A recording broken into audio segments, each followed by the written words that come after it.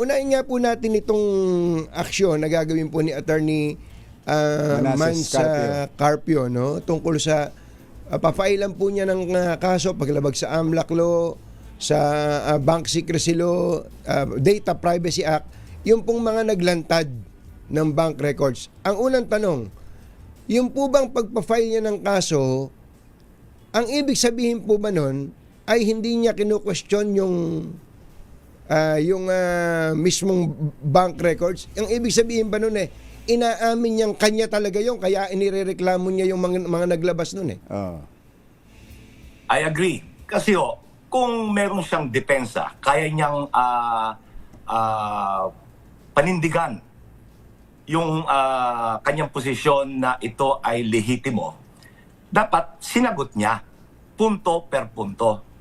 Ang gagawin niya, haharangin na naman niya.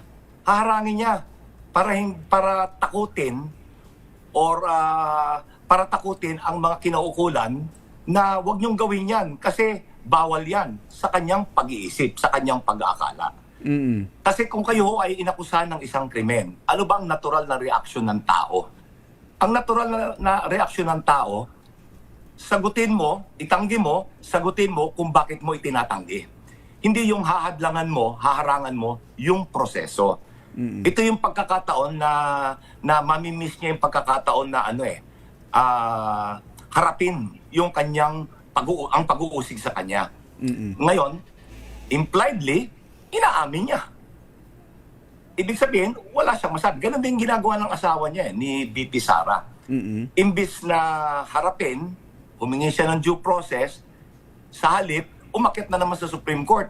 Humingi siya ng ayuda sa Supreme Court nung isang taon, last year. Sabi niya, bigyan akong due process. Ngayon, binibigyan siya ng due process, hinahadlangan na naman. Ganon din yung akto ni